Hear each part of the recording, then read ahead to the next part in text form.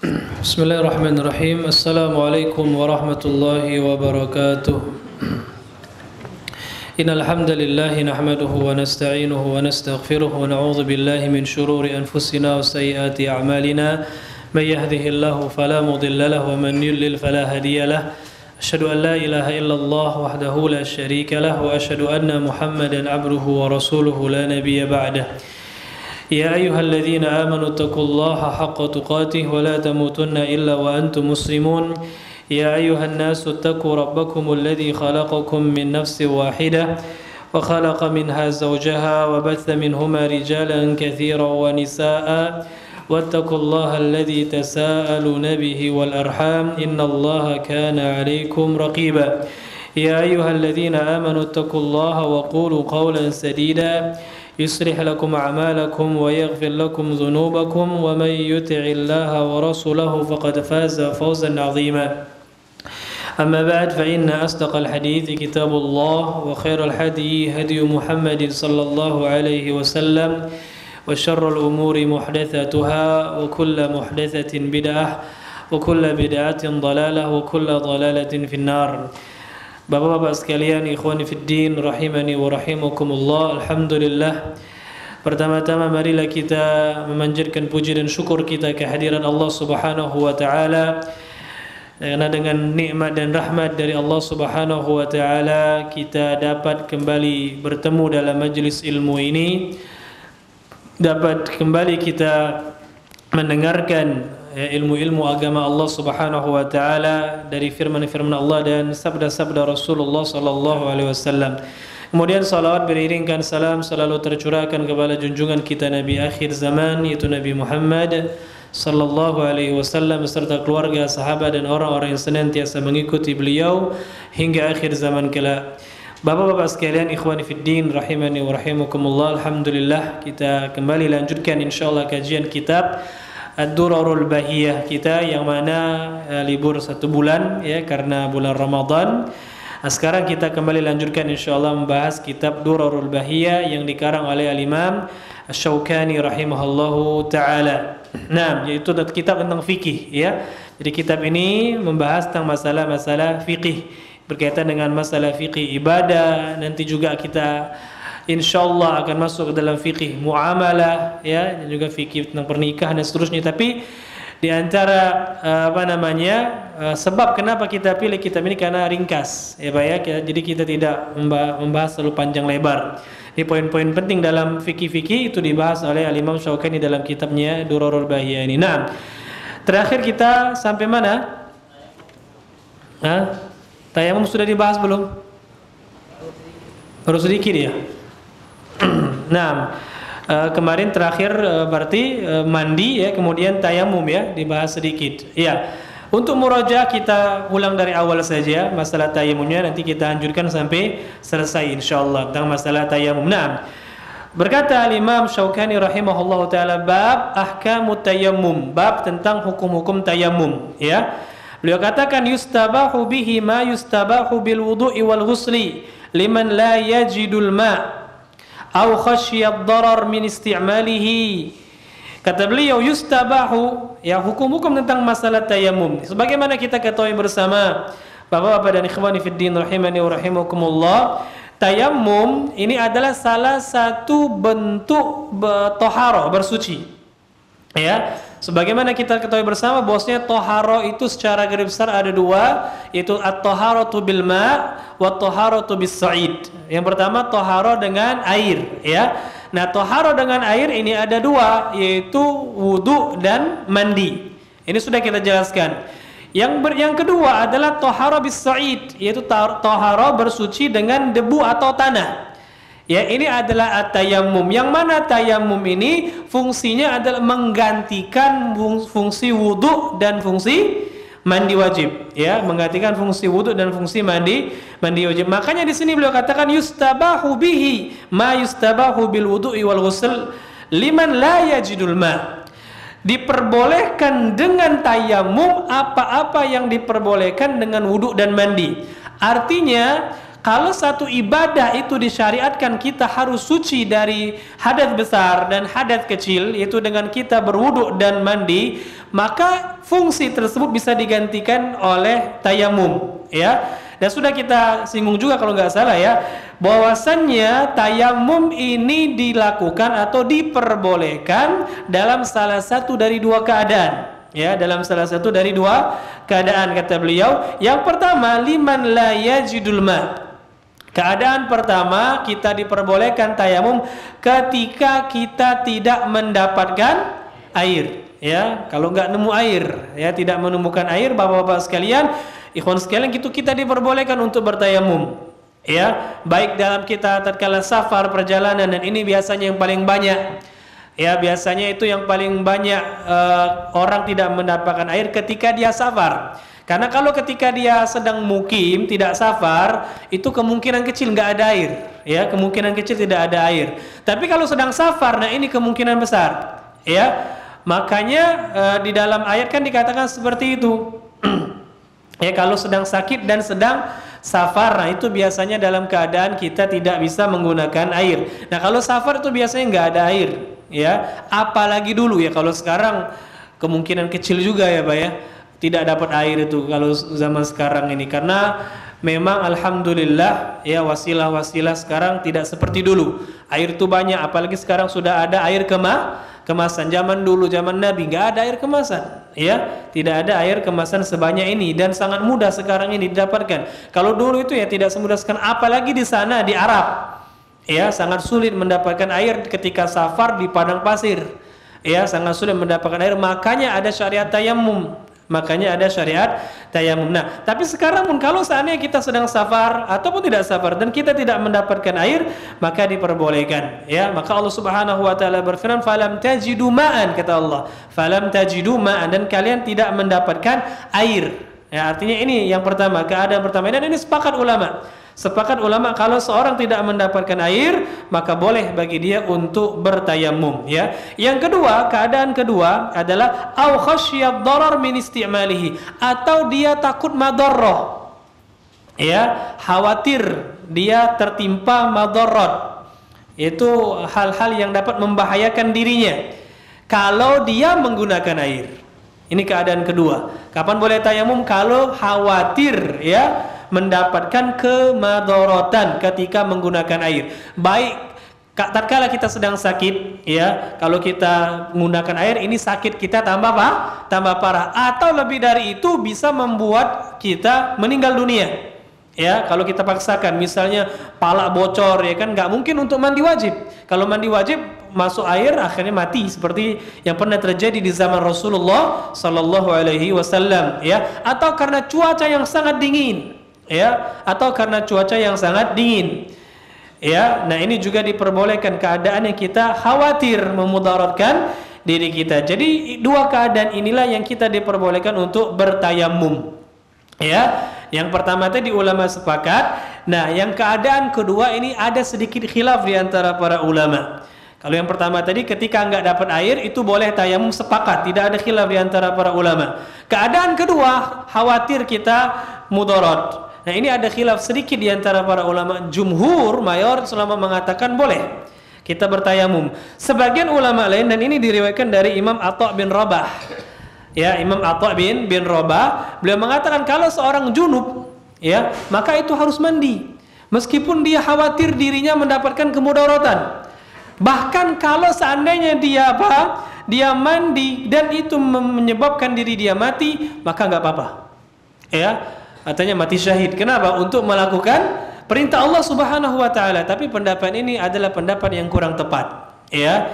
Kenapa? Karena ada hadis yang pernah disampaikan, ya, atau sering kita dengarkan, yaitu hadis yang diriwayatkan oleh Imam Abu Dawud, Imam Ibnu Majah, Daruqutni dan yang lainnya.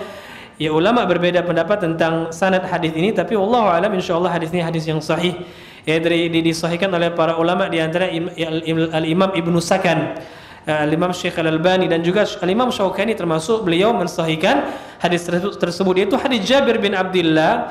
Beliau pernah mengatakan, kharajna fi safar fa asaba rajulan minna hajarun fashajjah. Kata Jabir bin Abdullah, seorang sahabat yang mulia, kami pernah bersama para sahabat itu keluar dalam sebuah perjalanan. Maka salah seorang dari kami itu terkena batu kepalanya. sehingga bocor, ya, sehingga bocor di kepalanya. Nah, tsumma talama, kemudian di malam hari dia mimpi. Ya, mimpi basah, akhirnya junub, ya kan? Fasala ashabahu, maka dia bertanya kepada kawan-kawannya, hal tajinuna lahu rukhsah fit tayammum. Dia nanya kepada para sahabatnya, kawan-kawannya, kira-kira saya ini dapat keringanan enggak? Dapat rukhsah atau tidak? Kenapa? Karena semalam saya junub, mimpi seperti itu, sedangkan saya ini sedang luka, kepala bocor, terkena batu, ya. Kira-kira ada rukhsah enggak? Ada keringanan enggak saya untuk bertayamum, ya? Tidak usah mandi junub. Faqalu, maka teman-teman beliau pada waktu itu karena tidak tahu hukum, ya, karena tidak tahu hukum, akhirnya mengatakan manajidulaka rukhsatan, kami tidak mendapatkan rukhsah, keringanan untuk dirimu, ya. Artinya ente itu harus mandi, ya, ente harus mandi, nggak boleh tayamum. Kenapa? Junub, kecuali wudu. Nah, ijtihad mereka tayamum itu cuma bisa menggantikan apa? Wudu saja, ya. Kalau mandi junub ini enggak harus mandi, ya. Wa anta taqdir 'alal ma', sedangkan engkau mampu menggunakan air. Fakta salafamat. Kemudian orang ini pun mandi dan dia meninggal dunia. Falamma qadimna ala Rasulillah sallallahu alaihi wasallam ukhbira bidzalik. Tatkala kami selesai dari safar, kami pun pulang, ya, ke Madinah bertemu dengan Rasulullah, dikabarkan kepada Rasulullah kejadian tersebut. Maka Rasulullah bersabda, qatalahumullah. Mereka telah membunuh, ya, orang tadi, ya. Nah, ini di apa namanya? Didoakan oleh Rasulullah dengan doa yang tidak baik orang tadi, ya, yang berfatwa salah tadi.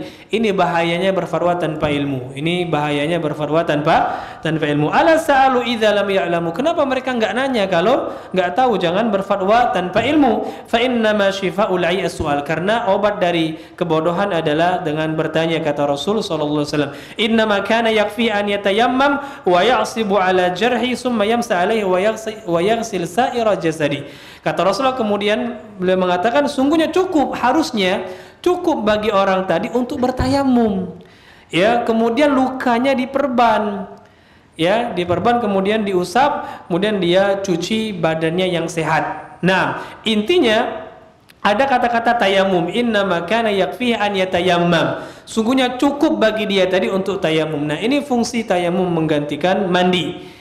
Nah, hadis ini kata para ulama adalah dalil bahwasanya kalau orang junub dan dia tidak bisa menggunakan air, boleh bagi dia untuk tayamum. Nah, ini pendapat jumhur. Berbeda dengan tadi pendapat Imam Atha bin Rabah yang beliau mengatakan harus mandi meskipun menyebabkan kematian. Ya, ini bertentangan dengan hadis Jabir bin Abdullah ini. Wallahu alam. Jadi intinya dua hal ini, ya, yang pertama dua keadaan ini, yang pertama tidak dapat air, yang kedua khawatir, ya, memadaratkan diri kita. Nah, ini kita diperbolehkan untuk bertayamum, ya. Wallahu alam bissawab. Dan dalil-dalil tayamum itu banyak sekali dari Al-Qur'an. Allah Subhanahu wa taala berfirman dalam surat An-Nisa, ya, kemudian juga diulang lagi dalam surat Al-Maidah ayat ke-6. Ya, surat An-Nisa ayat 43, kemudian Al-Maidah ayat ke-6. Ya, Allah katakan falam tajidu ma'an fatayammamu sa'idan thayyiba. Sedangkan kalian tidak dapat air, maka silakan bertayamum dengan debu yang suci. Ya, jadi boleh. Adapun dari Al-Qur'an, dari sunnah itu banyak. Hadis Ammar bin Yasir, hadis Jabir bin Abdullah yang sudah kita bacakan tadi.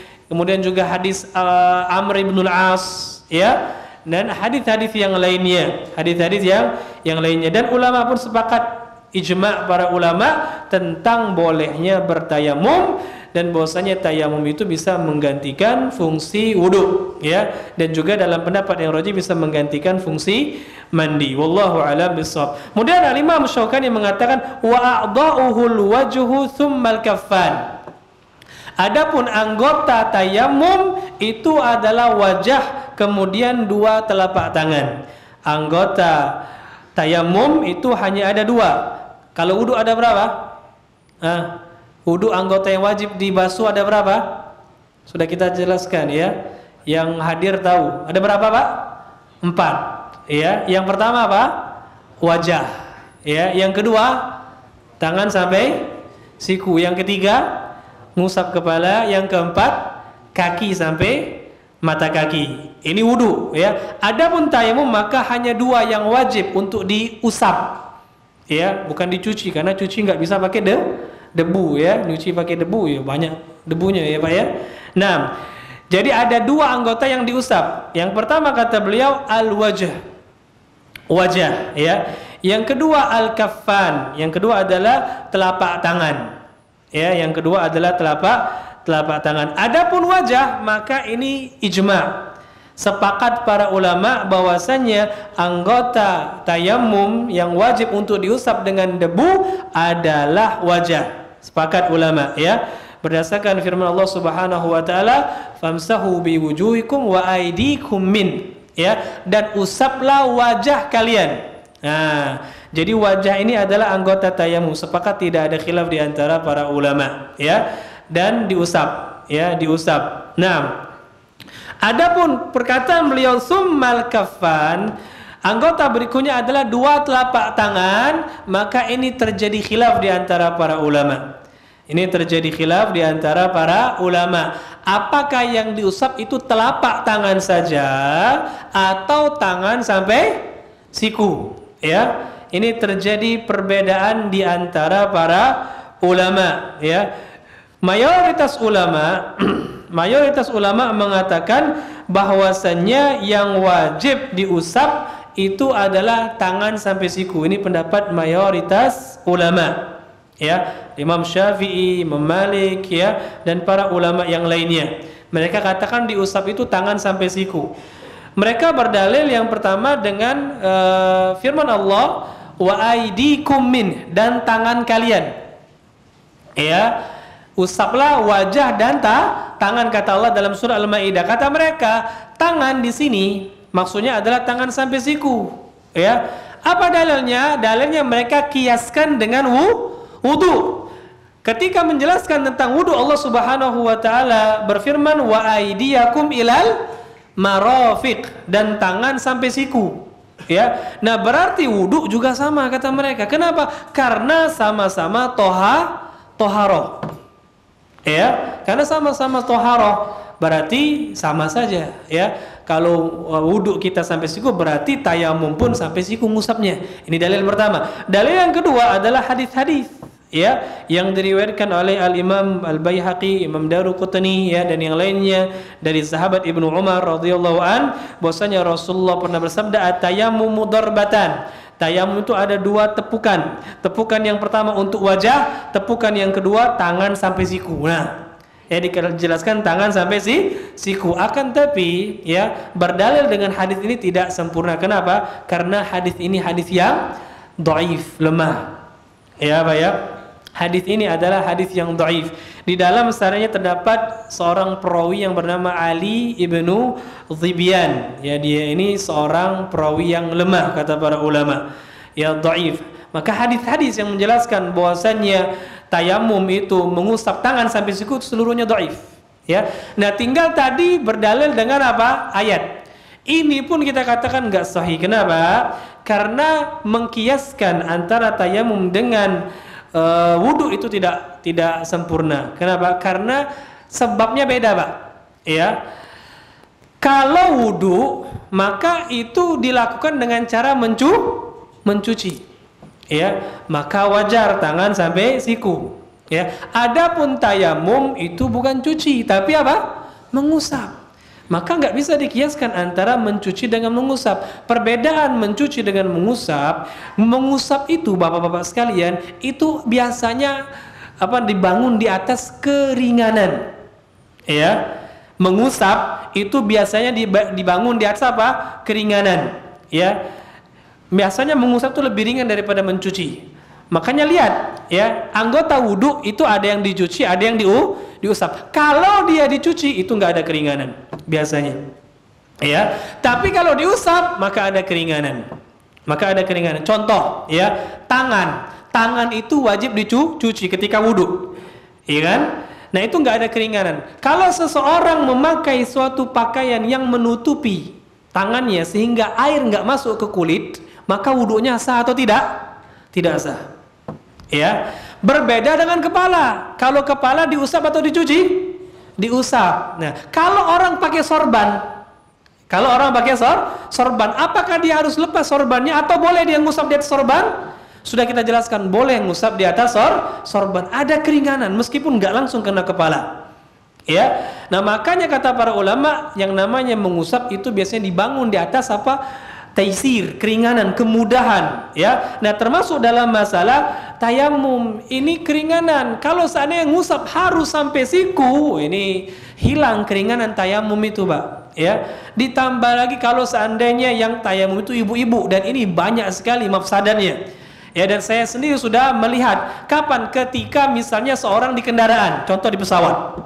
Ya, oh ibu-ibu itu apalagi yang nggak tahu hukum, ya, orang-orang awam kadang-kadang ketika dia di pesawat umroh, ya. Nah, mereka kan disuruh tayamum. Nah, memang dalam mazhab Syafi'i itu dikatakan ngusap itu sampai siku, ini jumhur sudah kita katakan tadi. Nah, maka sebagian ibu-ibu tuh kadang-kadang dia malah apa?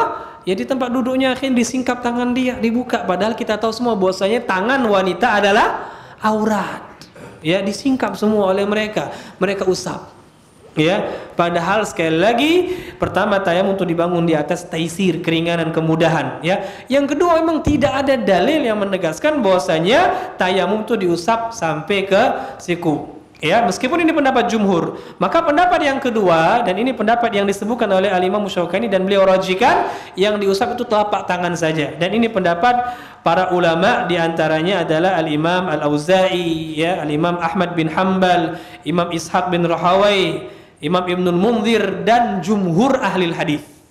Ya, jumhur ulama hadis merajikan bahwasanya yang diusap adalah hanya telapak tangan saja, bukan tangan sampai siku, dan mereka berdalil dengan hadis-hadis yang sahih. Di antaranya adalah hadis Ammar bin Yasir dalam Sahihain, ya, dalam Sahih Bukhari dan Sahih Muslim, dari Ammar bin Yasir, beliau pernah mengatakan bahwasanya beliau suatu ketika di dalam sebuah perjalanan pernah junub. Ya, fatamarrautu kama tamarraghud dabba, kata beliau. Kemudian aku pun bertayamum karena beliau ngira, ya, beliau junub, ya, kalau wudu tayamumnya itu ngusap wajah telapak tangan, tapi saya junub. Dipikirnya kalau junub itu tayamumnya sama seperti mandi, maka beliau guling-guling di tanah. Ya, beliau pikir caranya seperti itu. Selesai guling-guling beliau sholat. Nah, selesai kejadian dari safar pulang bertemu dengan Rasul, disampaikan kepada Rasulullah SAW, maka Rasulullah mengatakan, innama kana yakfika hakadha, wahai Ammar, kalau engkau junub mau tayamum enggak usah guling-guling, ya. Sungguhnya cukup bagi engkau untuk melakukan seperti ini. Gimana? Wa daraban nabiyyu bi kaffaihi al-ard wa nafakha fima. Rasulullah SAW menepukkan tangan beliau ke tanah, ya, yang berdebu, kemudian beliau tiup, ya, wa thumma masaha bihi at-turab, summa masaha bihi wajhahu wa kaffai. Kemudian Rasulullah SAW mengusap wajah beliau dan telapak tangan beliau. Ya, jelas. Di sini dikatakan masaha bihi wajhahu wa kaffaihi. Rasulullah mengusap wajah dan kedua telapak tangan. Hadis sahih riwayat Bukhari dan Muslim dari sahabat yang mulia Ammar bin Yasir. Dan hadis ini tidak ada dalil lain yang menentangnya, baik dari Al-Quran ataupun dari hadis-hadis. Adapun hadis yang menerangkan sampai siku tadi semuanya dhaif. Adapun ayat itu hanya menyebutkan tangan, tidak disebutkan sampai siku. Maka dijelaskan dalam hadis ini yang dimaksud dengan tangan adalah telapak tangan. Karena memang di dalam bahasa Arab, ya, bagi yang paham bahasa Arab dan bisa bahasa Arab, orang Arab itu kalau mengucapkan kata-kata yadun, ya, atau aidi jamak dari yadun, ya, itu kalau tidak ada pembatasan, maka maksud dari yad itu maknanya adalah telapak tangan. Ini kaidah, ya. Orang Arab kalau menyebutkan kata-kata yadun itu biasanya telapak tangan, kalau tidak ada taqyid, tidak ada pembatasan. Tapi kalau ada pembatasan, seperti firman Allah dalam Al-Maidah ke-6, wa aydiyakum ilal marafiq, ada tambahannya, maka itu jelas ikut tambahannya. Tapi kalau nggak ada tambahan, cuma disebutkan tangan saja, maka maksudnya adalah telapak tangan. Contoh yang lain adalah ketika Allah menjelaskan tentang masalah orang mencuri. Orang mencuri itu hukumannya apa, Pak? Potong tangan. Kata Allah, wasariqu wasariqatu faqta'u aydiyahuma jazaa'an bima kasaba nakalan minallah. Ya wallahu azizun hakim, kata Allah, dan laki-laki dan perempuan yang mencuri maka potonglah tangan mereka. Lihat kata Allah faqta'u aydiyahum. Ya, faqta'u aydiyahuma. Potonglah kedua tangan mereka berdua. Aidi. Nah, tidak disebutkan batasan tangan sampai mana. Ya, maka kata para ulama maksudnya yang dipotong adalah telapak tangan, bukan tangan sampai siku. Ya. Bukan tangan sampai siku. Kalau ada orang maling mencuri itu hukumannya potong sampai telapak tangan saja, enggak sampai siku, ya. Apalagi sampai ketiak dipotong, enggak. Ya, dipotong hanya telapak tangan saja. Baik? Dan begitu seterusnya. Kalau disebutkan kata-kata yad, itu maknanya adalah telapak tangan. Jadi pendapat yang lebih sahih dan lebih rajih adalah yang disebutkan oleh Al-Imam Syaukani, yaitu anggota tayamum adalah wajah dan kedua telapak tangan, tidak sampai siku. Sekali lagi, tidak sampai siku, ya. Dan ini yang harus kita ketahui bersama. Dan ini mudah, alhamdulillah. Kalau kita tahu ternyata pendapat yang rajih adalah seperti itu, nah enak. Untuk ibu-ibu juga nggak perlu harus buka tangannya. Cukup dia usap telapak tangan saja, alhamdulillah. Dan telapak tangan memang khilaf. Telapak tangan wanita itu aurat atau bukan, ya. Khilaf. Ya, tapi kebanyakan mayoritas para ulama mengatakan bukan aurat, termasuk orang-orang Syafi'iyah ya di Indonesia beranggapan bukan aurat. Maka alhamdulillah mudah. Tapi kalau harus sampai siku, sedangkan pertama ini pendapat yang marjuh, ya, tidak ada dalil yang kuat mendukungnya, apalagi sampai buka aurat, menampakkan aurat di depan orang yang bukan mahram dia, wal'iyazubillah. Ya, nah, jadi ini harus diperhatikan bersama. Yang pendapat yang lebih kuat adalah cuma telapak tangan saja. Ya, barakallahu fikum. Wallahu a'lam bishawab. Kita lanjutkan. Kemudian beliau mengatakan yamsahuhuma marratan wahidatan bidarbatin. Yang mana diusap itu satu kali saja. Nah, tidak 3 kali. Ya, diusap hanya 1 kali saja, tidak 3 kali. Dan ini juga kaidah, sekali lagi kita katakan yang namanya diusap itu dibangun di atas apa tadi, Pak? Taisir, keringanan, ya. Makanya termasuk anggota-anggota wudu itu kalau diusap itu 1 kali. Kepala contohnya. Diusap berapa kali? 1 kali. Ikan yang afdal. Kemudian kalau kita pakai sepatu itu boleh ngusap. Berapa kali diusap? 1 kali, enggak usah 3 kali. Ya, maka termasuk di sini ngusap ketika bertayamum wajah dan telapak tangan itu kata beliau marratan wahidatan, 1 kali saja, bidarbatin, dan dengan 1 kali tepukan. Karena di sini ada khilaf di antara para ulama apakah 2 kali tepukan, ya, tepukan pertama untuk wajah, tepukan kedua untuk telapak tangan, atau 1 kali saja tepukan kemudian langsung usap wajah dan telapak tangan. Mayoritas ulama mengatakan cukup 1 kali tepukan. Sebagian ulama mengatakan 2 kali, tepukan pertama untuk wajah, tepukan kedua untuk telapak tangan. Pendapat yang lebih rajih adalah pendapat mayoritas ulama jumhur, yaitu cukup 1 kali tepukan. Dalilnya tadi hadis Ammar bin Yasir riwayat Bukhari dan Muslim. 1 kali saja tepukan, ditiup, kemudian diusapkan ke wajah kita dan telapak tangan, ya. Yang ngusapnya enggak harus sampai rata, Pak, ya. Kayak pakai bedak, enggak. Ya, kayak seperti kita mencuci wajah, tidak. Yang penting kita merasa rata sudah cukup. Begitu pula telapak tangan kita sudah merasa rata, maka sudah cukup insyaallah. Ya, wallahu alam bishawab. Kemudian beliau mengatakan nawiyan musammiyan, ya. Dan juga diwajibkan ketika kita tayamum untuk berniat. Karena Rasulullah bersabda innamal a'malu binniyat, sungguhnya amalan itu tergantung dengan niatnya. Musammian, dan membaca bismillah. Apa dalilnya membaca bismillah? Keumuman, ya, sabda Rasulullah sallallahu alaihi wasallam, meskipun hadis ini didhaifkan oleh para ulama, itu kullu amrin dzibalin la yubda bi bismillah fa huwa aqta. Setiap perkara penting yang tidak dimulai dengan bismillah maka dia terputus dari keberkahan, dari kebaikan dari Allah Subhanahu wa taala. Maka dimulai dengan bismillah. Ya, dan juga dikiaskan dengan wudu. Karena tayamum ini pengganti wudu, ya, maka terkala wudu disunahkan untuk baca bismillah, berarti tayamum juga disunahkan untuk membaca bismillah. Wallahu alam. Kemudian beliau mengatakan lagi wa nawaqiduhu nawaqidul wudu, dan pembatal-pembatal tayamum itu adalah pembatal-pembatal wudu. Nah, pembatal wudu sudah kita sebutkan. Coba lihat lagi catatannya. Apa saja pembatal wudu, Pak? Ada berapa pembatal wudu? Hah? Masih ingat atau tidak? Pembatal wudu ada berapa? 6 atau 5? 5. Ya, kata Pak Ujang 5. Ya, yang pertama apa? Keluarnya sesuatu dari kubul atau dubur. Keluarnya sesuatu dari kubul atau dubur. Yang kedua apa? Tidur nyenyak. Yang kedua adalah tidurnya nyenyak. Kalau tidurnya enggak nyenyak, ya, bahasa kita tidur ayam, nah itu tidak batal ya. Tapi kalau tidur nyenyak, nah itu batal. Batasan tidur nyenyak kita sudah katakan gimana caranya dikembalikan kepada masing-masing kita. Kita yang paham tidurnya atau enggak, ya. Kalau kita masih mendengar itu berarti belum nyenyak. Ya, kalau tidur di ketika khutbah Jumat nyenyak enggak? Hah? Itu kan kebiasaan kebanyakan orang ya. Waktu paling lemah untuk tidur itu ketika khutbah Jumat, ya.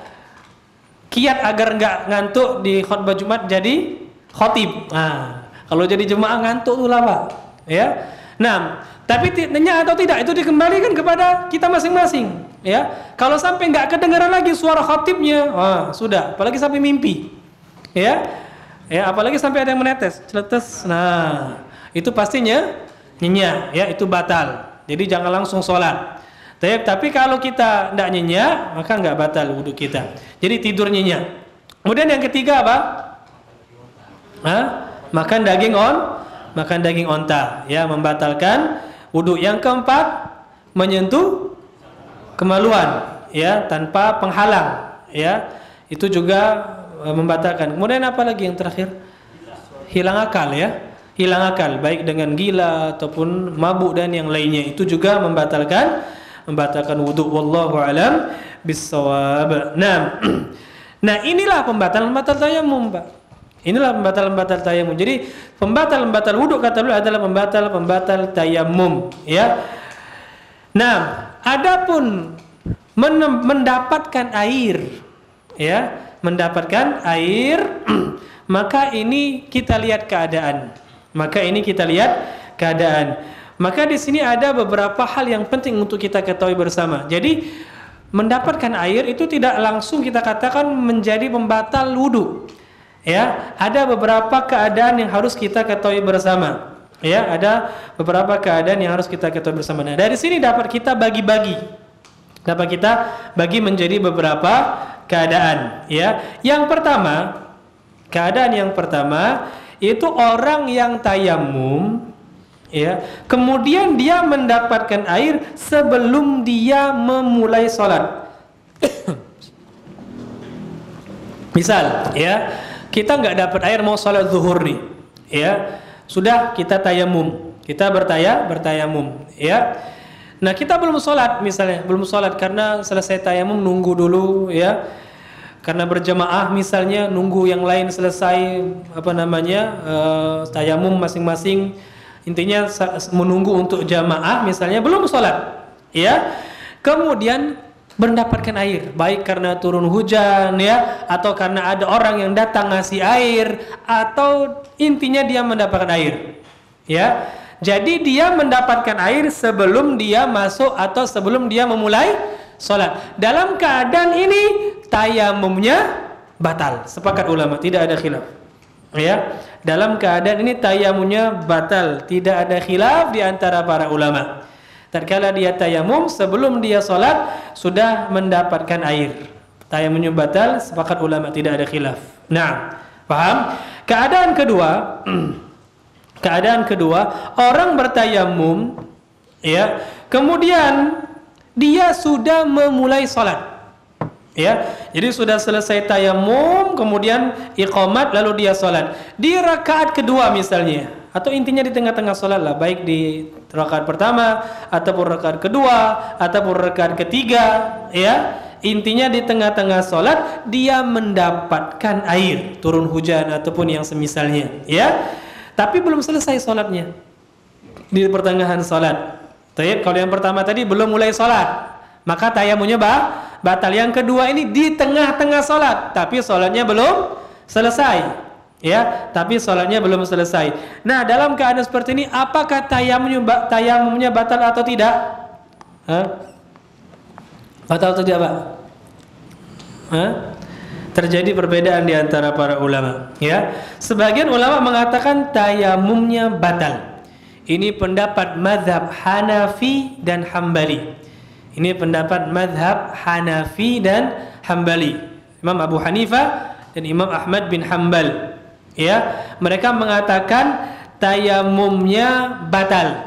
Artinya mereka harus membatalkan sholat mereka dan wudu, ya, baru mulai sholat lagi diulang.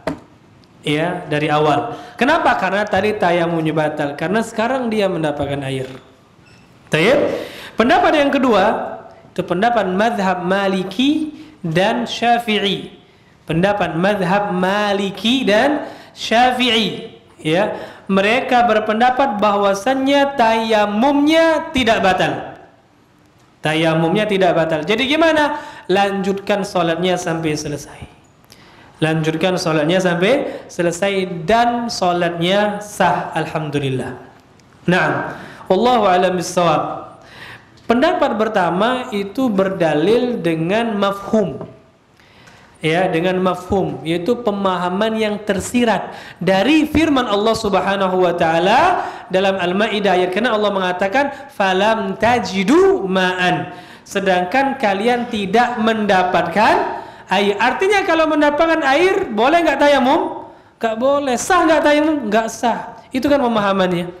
Pemahaman tersirat dari ayat tersebut, ya. Ini dalil mereka. Adapun pendapat kedua yang mengatakan wudu tayamumnya tetap sah, lanjutkan salatnya, mereka berdalil pertama dengan firman Allah Subhanahu wa taala, "Wala tubtilu a'malakum." Dan janganlah kalian membatalkan amal-amal kalian ketika sudah dimulai.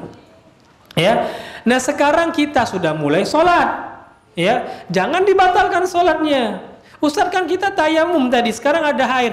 Iya, itu tadi sebelum mulai sholat. Ya, kita itu disuruh wudu tatkala ada air. Tatkala nggak ada air disuruh tayamum. Itu untuk fikih toharohnya. Tapi sekarang kita udah selesai toharoh, masuk ke ibadah baru apa? Sholat. Jangan batalkan ibadah ini karena ibadah yang sudah lewat.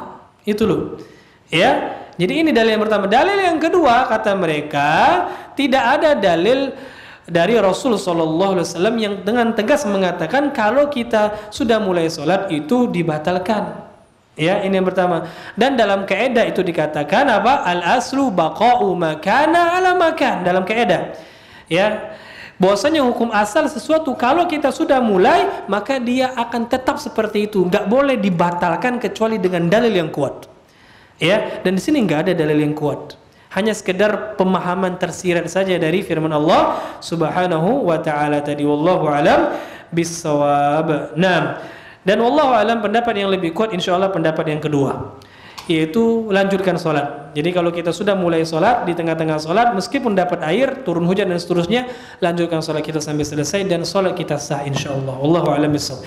Jadi dalam keadaan seperti ini mendapatkan air bukan pembatal, Pak. Bukan pembatal tayamum, ya. Makanya tidak bisa kita katakan mendapatkan air itu pembatal tayamum secara mutlak. Lihat keadaan, ya. Nah, ini keadaan yang kedua. Pahami baik-baik.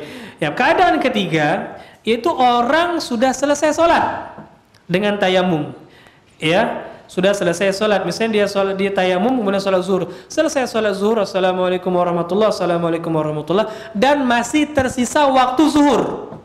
Belum masuk waktu asar. Masih tersisa waktu zuhur, ya, belum masuk waktu asar, ya, belum masuk waktu asar. Misalnya jam 1 baru turun hujan, tapi dia sudah selesai sholat, tapi masih waktu zuhur, ya. Nah, dalam keadaan seperti ini, yang jelas sholatnya sudah berlalu. Tapi apakah dia harus ngulang sholatnya atau tidak? Ya, terjadi perbedaan di antara para ulama dalam masalah ini. Sebagian ulama mengatakan dia ulang sholat dia. Ya, diulang salat dia. Sebagian ulama lain mengatakan enggak usah diulang. Kenapa? Karena dia sudah selesai salat. Ya, jangankan dia sudah selesai, yang belum selesai saja disuruh selesaikan, ya kan? Apalagi yang sudah selesai, ngapain diulang? Dan ini pendapat yang lebih rajih. Ini pendapat yang lebih kuat, ya, dengan berdalil dengan sebuah hadis, yaitu ada dua orang sahabat yang pernah mereka ini dalam suatu safar, mereka tidak mendapatkan air, akhirnya mereka bertayamum, ya. Nah, selesai mereka sholat, mereka baru mendapatkan air. Salah satunya ngulang wudhu, kemudian ngulang sholat, salah satunya tidak. Kemudian dilaporkan kepada Rasul sallallahu alaihi wasallam. Maka Rasulullah katakan kepada yang ngulang, laka ajron. Ya, bagimu 2 pahala. Pahala yang pertama pahala sholat dengan tayamum itu. Yang kedua pahala apa? Ijtihad. Engkau sudah ijtihad bahwasanya ngulang sholat, 2 pahala. Nah, kepada yang enggak ngulang, Rasulullah katakan faqad asabta sunnah. Perbuatanmu itu sesuai dengan sunnah. Sekarang pertanyaannya, mana yang lebih besar? Dapat 2 pahala atau sesuai dengan sunnah? Mana yang lebih besar, Pak? Dapat 2 pahala atau perbuatannya sesuai dengan sunnah? Perbuatannya sesuai dengan sunnah, Pak. Ya, karena tatkala orang perbuatan sesuai dengan sunnah, pahala bukan hanya 2, bisa jadi 7, bahkan bisa lebih dari itu. Ya, bisa jadi 7 kali lipat, bahkan bisa lebih dari hal tersebut. Ya, 10, bukan 7, 10 dan bisa lebih dari tersebut, 10 kali lipat. Kata Allah Subhanahu wa taala, "Wa man jaa'a bil hasanati falahu asyru amsalihha." Barang siapa yang mengamalkan kebaikan hasanah, dan yang namanya perbuatan yang baik adalah yang sesuai dengan sunnah, itu 10 kali lipat ganjarannya. Ya, kata Allah Subhanahu wa taala dalam surat Al-An'am. Nah, jadi yang benar adalah dia tidak usah mengulang. Ya, tidak usah mengulang kalau sudah selesai dan masih dalam waktu. Nah, ini keadaan ketiga. Keadaan keempat, dia selesai sholat dan waktunya sudah keluar. Contoh dia sholat zuhur dengan tayamum. Sudah selesai sholat zuhur, masuk waktu asar, baru ada air. Sholat zuhurnya diulang atau tidak? Ini jelas tidak diulang, sepakat ulama. Ya, sepakat ulama ijma bahwasanya kalau dia waktunya sudah keluar, maka dia tidak perlu mengulang sholatnya. Wallahu alam bissawab. Nah, ini beberapa hal yang berkaitan dengan masalah tayamum. Ada satu pembahasan lagi tentang hal yang berkaitan dengan tayamum, ya, yaitu apa hukumnya tatkala orang tidak bisa menggunakan air atau debu. Ya, yang ini diistilahkan oleh para ulama fikih dengan faqidut tahuraini. Itu kalau orang tidak mendapatkan 2 media bersuci, air dan debu atau tanah. Ya, tidak mendapatkan dalam artian dia tidak bisa menggunakannya. Gimana? Ya, apa yang harus dia lakukan? Di sini terjadi khilaf, perbedaan di antara para ulama. Ada 4 pendapat dalam hal ini, Pak. Kalau seorang tidak bisa menggunakan apa? Air dan debu, mungkin nggak? Mungkin nggak? Luar biasanya ini dibahas Pak oleh ulama zaman dahulu, ya. Tapi kalau kita logika, mungkin nggak seorang tidak bisa pakai air dan debu? Ya, sangat mungkin. Ya, terlebih kalau antum ingat beberapa waktu lalu, ini banyak pertanyaan dari para dokter. Ya, tatkala mereka bertugas itu sampai berapa jam memakai pakaian apa itu? Ya, pakaian astronot itu ya, Pak ya. Untuk ngobati orang-orang yang terkena corona. Ya kan? Sehingga muncul pertanyaan dari mereka, "Ustadz, gimana kami sholatnya?" Ya, ini nggak boleh dilepas. Jadi di wudu gimana? Ya, tayamum juga gimana? Nggak nyentuh, ya kan? Dan ini nggak bisa dilepas, gimana? Nah, jawabannya ada pada pembahasan kita sekarang. Di sini ulama khilaf menjadi 4 pendapat. 4 pendapat. Pendapat yang pertama mengatakan orang yang tidak bisa berwudu dan tidak bisa tayamum itu la yusalli wa alaihi al-qadha. Dia nggak usah sholat pada waktu itu. Ya, tapi dia wajib qadha. Kapan? Ketika sanggup wudu atau tayamum. Ini pendapat pertama. Ini pendapat Imam Abu Hanifah, ya. Pendapat Imam Abu Hanifah, kemudian ini pendapat Imam Sufyan Ats-Tsauri, ya, dan salah satu pendapat Imam Malik. Abu Hanifah, kemudian Imam Sufyan Ats-Tsauri, dan salah satu pendapat dari Imam Malik bin Anas. Katanya gimana kata mereka? Enggak usah sholat pada waktu itu, tapi nanti diqadha. Diqadha kapan? Ketika dia mampu. Kenapa? Karena ini uzur, kata mereka. Ini uzur. Ya, seperti orang yang lupa, uzur, belum sholat. Kapan sholatnya? Ketika ingat. Seperti orang yang tertidur, ya, itu dia nggak sholat. Kenapa? Uzur. Kapan dia wajib sholat? Ketika uzurnya hilang. Begitu pula tatkala dia tidak bisa berwudu dan tayamum, ini uzur. Kapan dia wajib sholat? Ketika dia mampu diqadha nanti. Ya, ini pendapat pertama. Pendapat yang kedua mengatakan yusolli wa alaihi al-i'adah. Dia salat meskipun dia tidak wudhu, meskipun dia tidak tayamum. Dia salat saja. Tapi nanti ketika uzurnya hilang, dia ulangi lagi. Ya, kalau pendapat pertama tadi nggak usah salat tapi diqadha. Pendapat kedua mengatakan dia ganti, dia salat tapi nanti dia ulangi lagi salatnya ketika dia sudah mampu wudhu atau tayamum. Ini pendapat Imam Syafi'i. Ya, ini adalah pendapat Imam Syafi'i dan salah satu riwayat dari Imam Ahmad. Ini pendapat Imam Syafi'i dan salah satu riwayat dari Imam Ahmad. Nah, pendapat yang ketiga mengatakan yusolli wala i'adah. Orang yang seperti ini dia salat. Ya, salat meskipun dia tidak wudhu, meskipun tidak tayamum, salat saja karena itu batas kemampuan dia dan tidak perlu dia ulangi. Kenapa? Ya karena sudah dia menjalankan kemampuannya. Fattaqullaha mastata'tum. Kalau kita sudah katakan sah salatnya, kenapa perlu diulang? Seperti itu. Kalau kita katakan enggak sah, kenapa disuruh salat? Ya kan seperti itu. Jadi ini pendapat ketiga dan ini pendapat mazhab Hambali. Ini pendapat mazhab Hambali. Ini pendapat yang masyhur dari Imam Ahmad dan ini pendapat yang diikuti oleh pengikut-pengikut beliau, ulama-ulama Hanabilah, ya Hambali. Wallahu alam. Ada pendapat keempat, apa itu? La yusalli wala i'adah. Dia enggak perlu salat dan tidak perlu dia ulangi, enggak perlu diqadha. Ya. Ya, ini pendapat ulama-ulama Zahiriyah. Ini pendapat ulama-ulama Zahiriyah. Kenapa? Karena mereka mengatakan ini keadaan yang dia tidak memungkinkan untuk sholat. Kenapa? Karena syarat sah sholat harus suci dan ini dia tidak memungkinkan. Maka nggak sah juga sholatnya. Ya, nah ketika dia sudah nggak sholat dan tidak ada dalil untuk yang menyuruh dia untuk ulang, maka nggak perlu diulang kata mereka. Ya, Allahu a'lam bishawab. Jadi ada 4 pendapat ini. Pendapat yang paling enak adalah pendapat keempat. Kalau paling enak apa ya? Tapi pendapat yang lebih sahih, wallahu a'lam bishawab, adalah pendapat ketiga. Itu pendapat ulama-ulama Hambali. Ya, gimana dia salat? Ya, sesuai keadaan dia, semampu dia. Dan tidak perlu dia ulangi lagi nanti meskipun dia sudah mampu. Jadi jawaban bagi para dokter tersebut, dia salat saja, sudah salat. Ya, dengan baju tersebut dia salat, enggak bisa wudu, biarin, enggak bisa tayamum, biar. Bismillah. Dalilnya adalah fattaqullaha mastata'tum. Ya, la yukallifullahu nafsan illa wus'aha, dan dalil-dalil yang lainnya. Dia salat dan itu sebatas kemampuan dia, tidak bisa lebih dari itu lagi. Kemudian dia ulang enggak perlu. Kenapa? Karena kita katakan salat yang pernah sudah sah. Maka kenapa harus diulang dan tidak ada dalil yang menyuruh dia untuk mengulang salat tersebut, maka tidak perlu diulang. Ya, dan ini pendapat yang lebih sahih insyaallah. Wallahu alam, karena sesuai dengan kaidah-kaidah dan dalil-dalil umum yang terdapat dalam Al-Qur'an dan juga dalam hadis-hadis Rasulullah sallallahu alaihi wasallam. Wallahu alam bissawab. Ini beberapa hal yang bisa kita jelaskan tentang masalah tayamum. Nah, kita masuk ke bab selanjutnya, Bapak-bapak dan ikhwan sekalian. Bab, kata beliau, ahkamul haid. Bab hukum-hukum seputar haid. Ya. Nah, haid, permasalahan haid ini permasalahan yang bisa kita katakan susah-susah mudah. Ya, Pak ya. Kalau dikatakan susah tidak juga, karena kita tinggal memahami kaidah.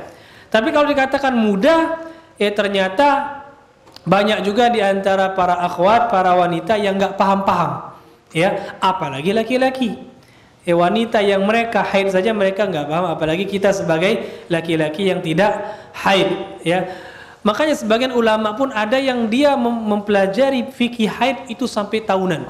Imam Ahmad, ya, itu mempelajari fikih haid itu sampai 9 tahun baru bisa paham, benar-benar paham. Ya, itu Imam Ahmad. Ya, kita ini bukan imam, ya, kecuali yang namanya Pak Imam, ya. Nah, imam terus itu meskipun bukan jadi imam. Nah, Imam Ahmad saja 9 tahun baru bisa memahami fikih haid dengan apa? Benar. Subhanallah. Ya, makanya tadi susah mudah tadi, Pak, ya. Tapi insyaallah kalau kita pahami kaidah-kaidah itu akan kita pahami insyaallah. Wallahu a'lam bishawab. Nah, dan haid, ya, pertama yang harus ada beberapa hal yang kita sampaikan sebelum kita baca penjelasan Imam Syaukani. Yang pertama, bahwasanya haid itu adalah sunnatullah.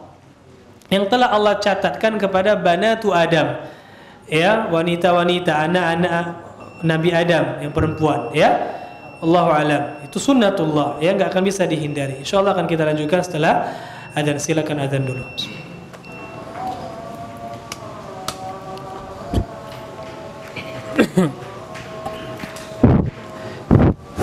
Kita lanjutkan sedikit di sini ya. Jadi yang pertama harus kita ketahui bahwasanya haid adalah sunnatullah yang Allah tetapkan kepada banat Adam, anak-anak wanita Adam alaihi salam, ya. Pada para wanita, tidak mengenal apakah dia wanita muslimah atau dia kafirah, ya. Setiap wanita itu pasti mengalami yang namanya haid.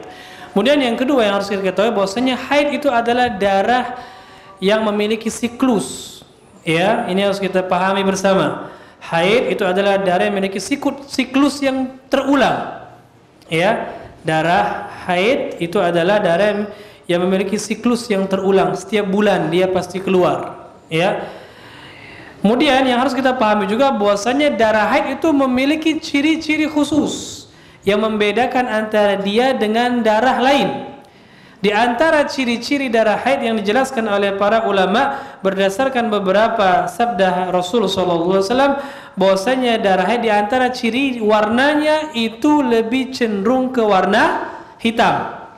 Ya, merah pekat ke hitam, mendekat kepada warna hitam. Makanya dalam sebuah hadis yang sahih dari Fatimah bintu Abi Hubeish, Rasulullah sallallahu alaihi wasallam pernah bersabda, "In kana damul haid fa innahu aswadu yu'raf." Adapun darah haid kata Rasulullah, maka dia itu darah yang hitam, ya, dikenal oleh wanita. Kemudian dari segi baunya, kata ulama itu baunya natinun. Baunya tidak sedap. Ya, baunya tidak sedap, berbeda dengan darah biasa, ya. Jadi baunya lebih tidak sedap seperti itu. Nah, kemudian di antara ciri juga ghalidh, sangat kental, ya, sangat kental. Bahkan sebagian wanita itu bergumpal seperti itu, ya. Wallahu a'lam bishawab. Ini di antara hal yang harus kita ketahui terlebih dahulu tentang masalah darah haid. Nah, kita baca sedikit perkataan beliau. Beliau mengatakan, lam ya'ti fi taqdiri aqallihi wa aktsarihi ma taqumu bihi al-hujjah. Ya, beliau katakan tidak ada dalil, ya, atau hujjah yang kuat yang menjelaskan tentang kadar haid itu berapa batasan minimalnya dan berapa batasan maksimalnya. Tidak ada dalil yang kuat, hujjah yang kuat, kata beliau, dari Al-Quran ataupun dari sunnah Rasul sallallahu alaihi wasallam ataupun ijma' para ulama yang menjelaskan tentang batasan minimal haid ataupun batasan maksimalnya. Nah, ini pembahasan pertama yang dijelaskan oleh beliau. Kenapa Pak beliau jelaskan ini pertama kali? Karena memang, ya, hal yang pertama yang diperbincangkan oleh para ulama khalaf salafan wa khalafan, ya, qadiman wa hadithan, itu adalah tentang batasan haid minimalnya dan maksimalnya. Minimal haid itu berapa lama sih? Ya, maksimalnya berapa lama? Itu terjadi khilaf dan khilafnya sangat banyak, Pak. Ya. Sebagian ulama ada yang mengatakan batasan minimal haid itu adalah 1 hari. Ada yang mengatakan 1 hari 1 malam. Ada yang mengatakan lahdzah itu meskipun hanya sebentar saja, sesaat keluar darah haid. Ya, dan ada pendapat-pendapat lain.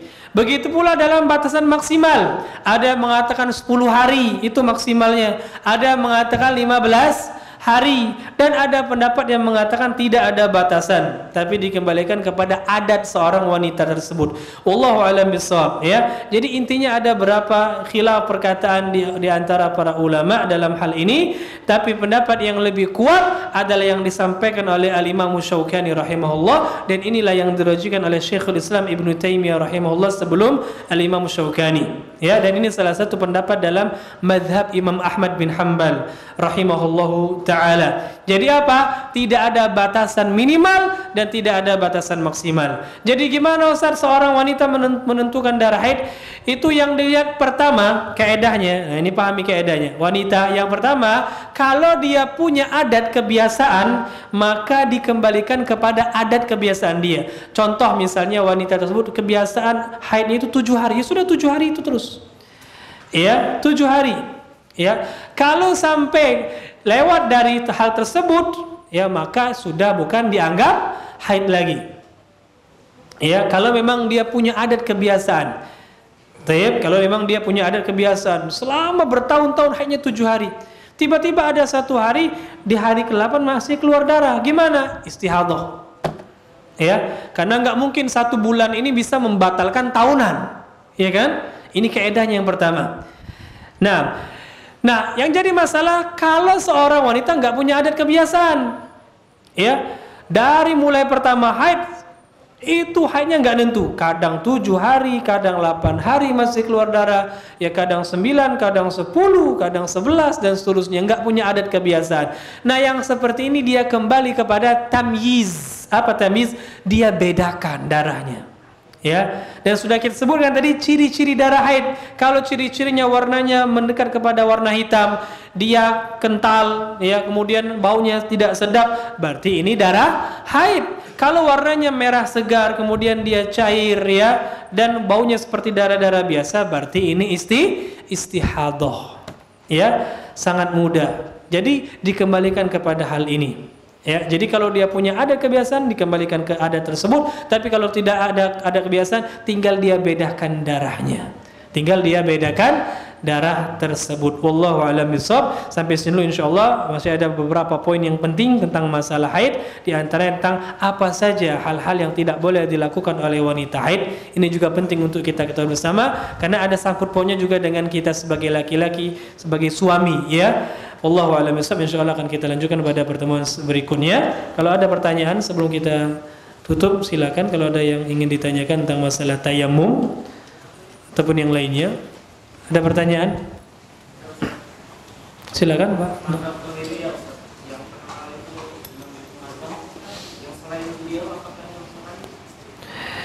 Al-Imam Syaukani, kalau kita katakan zahiri, ya beliau memang ada beberapa pendapat yang cenderung, ya, ikut zahiri, pendapat zahiriyah, ya, dan banyak. Dan memang di antara manhaj beliau dalam beristidlal, ya beliau itu berdalil dengan zahir dari sebuah dalil, betul. Tapi kalau kita katakan beliau bermadzhab zahiri, tidak juga. Ya, kenapa? Karena beliau menggunakan qiyas. Dan ini pembeda yang asasi, Pak, antara orang yang zahiri atau bukan. Ulama yang bermadzhab zahiriyah pasti menolak qiyas. Pasti itu. Ya, Syekh Albani, bahkan ada sebagian ulama mengatakan Syekh Albani juga zahiri. Kenapa? Banyak sekali pendapat beliau yang juga mengikuti pendapat Imam Ibnu Hazm al-Zahiri. Tapi tidak. Kenapa? Karena beliau masih pakai qiyas.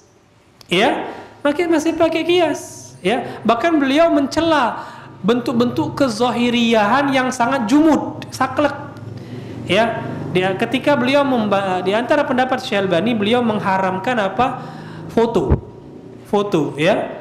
Itu kata beliau gambar. Dan beliau membantah orang yang mengatakan foto bukan gambar. Kenapa? Kata beliau, orang yang beranggapan gambar itu hanya dengan pena atau pensil digambar pakai tangan, itu zahiri, kata beliau. Dan jumud sekali, saklek, kata beliau. Ya. Nah, jadi beliau mengatakan foto itu haram karena dianggap menggambar kalau fotonya makhluk hidup, ya. Nah, artinya beliau itu menggunakan qiyas. Ya, jadi Imam Syaukani bukan zahiri, ya, bukan zahiri karena beliau masih menggunakan qiyas. Padahal di antara usul madhab zahiriyah mereka menolak qiyas. Ya, mereka menolak qiyas, tidak menggunakan qiyas. Beliau katakan qiyas itu batil. Apalagi kalau antum baca kitab Al-Muhalla karangan Al-Imam Ibnu Hazm, itu betapa banyak beliau mengatakan wal qiyasu batil, dan qiyas itu batil, dan qiyas itu batil, kata beliau. Wallahu a'lam bishawab. Adapun jumhur mayoritas ulama, jumhur umat ini mengatakan qiyas itu adalah sah, boleh dijadikan hujjah asalkan terpenuhi syarat-syaratnya. Wallahu a'lam bishawab. Jadi Imam Syaukani itu bukan zahiri, beliau lebih cenderung kepada mazhab ahlul hadis. Ya, mazhab ahlul hadis. Wallahu a'lam bissawab. Nah, ada lagi pertanyaan? Tidak ada? Kalau sudah ada kita ucapkan, silakan. Ada dulu pernah saya bukan, tapi untuk telapak tangan itu baru bukan. Gimana? Insyaallah sah, ya. Terjadi khilaf di antara para ulama apakah wajib tertib ketika tayamum. Ya, kalau wudu wajib tertib atau tidak? Wajib, sudah kita jelaskan. Adapun tayamum pendapat yang rajih tidak wajib tertib. Adapun tayamum pendapat yang rajih tidak wajib tertib karena tidak ada dalil yang kuat yang mewajibkan untuk tertib. Ditambah lagi ada beberapa hadis yang menyebutkan dikatakan di situ tangan dulu baru wajah. Dan dalam riwayat Bukhari dijelaskan famasaha summa masaha kaffaihi summa wajhahu. Kemudian Rasulullah sallallahu alaihi wasallam mengusap telapak tangan lalu wajah. Nah, di sini berarti terjadi apa? Terbalik seperti itu. Nah, ini dalil kata para ulama berarti tidak wajib. Ya, tapi sunnah didahulukan wajah karena sesuai dengan Quran. Karena Quran nyebut wajah dulu baru telapak tangan. Tapi kalau dikatakan wajib tidak. Jadi insyaallah tayamum antum sah. Wallahu alam bissawab. Nah, cukup insyaallah, mudah-mudahan bermanfaat. Lebih dan kurang saya mohon maaf, kepada Allah saya mohon ampun. Kita tutup dengan doa kafaratul majlis. Subhanakallahumma bihamdika asyhadu an la ilaha illa anta astaghfiruka wa atubu ilaik. Assalamualaikum warahmatullahi wabarakatuh.